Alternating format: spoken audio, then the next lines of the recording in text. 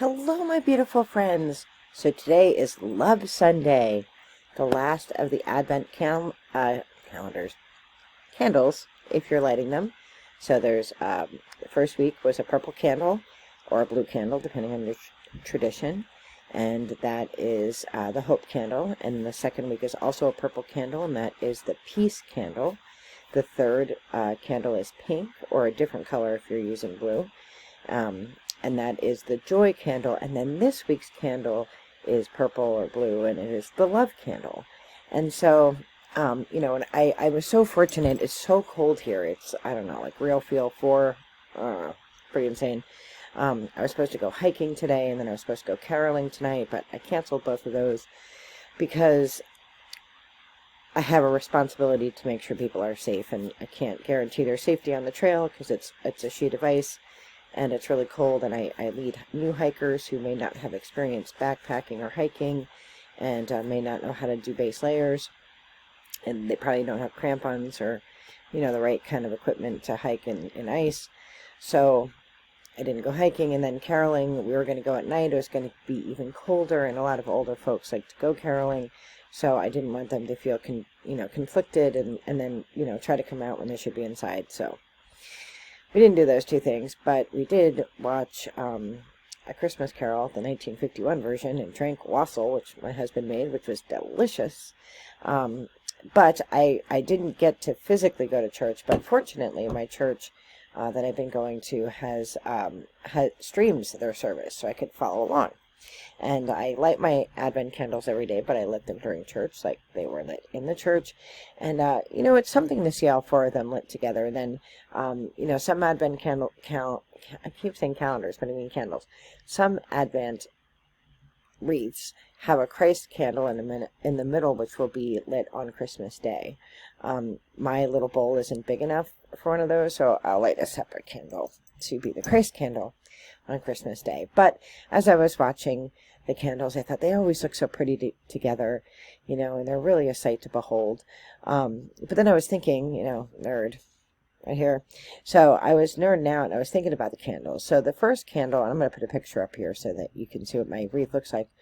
That first candle that we lit the first day, the hope candle, is almost all the way burnt out. And so I'm going to have to replace it, and fortunately, I just happen to have more Advent candles. I don't know why I keep wanting to say calendars, but I mean candles. So I have more here, so I will just replace it. But isn't it true that we have to choose, right, to refill our store, refill our hope, refill, our resources? And so we could just give up and say, well, that's it. The candle's burned out, and the wreath is done, and I can't do anything. That's it. That's all there is. But you can actually replace your candle and start fresh, right? So the next candles are, in pretty decent shape, but the joy candle, the pink one, is right next to the love candle. And as I was burning that joy candle this week, it's pretty close to the love candle, and it was melting the wax, even though it wasn't lighting the wick. So the candle was dripping, even though it wasn't lit. And then when I lit it today, it was dripping faster because it was like its own heat, and then the heat of the joy candle next to it. But I was thinking that, when you are filled with joy, you can't help but love, right? So that just spreads. It's infectious. Bad things can be infections, but joy and hope and love and peace, those are infectious. And if you're filled with joy, you have no other choice than to melt the hearts and melt the wax of others, because you're burning bright with light. You're burning bright with hope and peace and love and joy. So I was just thinking about all those things watching this Advent calendar. I don't know why I keep saying that. Advent wreath candles while I was watching them burning today. I was just thinking, if we all just, keep our candle wicks trimmed and we keep our lights glowing, then we do spread love, and that love pours out so fast. And so, my message for today is really, think about your candles. Think about the condition they're in, if any need replacing, and keep them all lit at the same time. Whether you're Christian or not, or You know, whether you celebrate Advent or not, I think we can all, you know, take a little lesson from, you know, just keeping our candles lit, keeping them, you know, keeping them going. And then we have no choice but to outpour love. So as we approach Christmas Day, I am wishing all of you who celebrated Winter Solstice with me yesterday, I'm wishing all of you a beautiful Yule, if that's what you celebrate. We celebrated with my family here. We do celebrate the solstices in the Celtic tradition and the Christian holidays.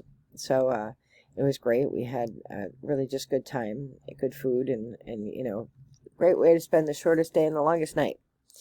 And you know, setting intentions. Officially, winter has begun, and this is now time for introspection and learning and reflection, as we build our stores and build our energy for that spring that will come. So I am wishing you all the very best in light and love as we approach the Christmas day, if you're a Christian, and as we head toward Hogmanay, which is Scottish New Year. And I will see you soon. Be well. Bye-bye.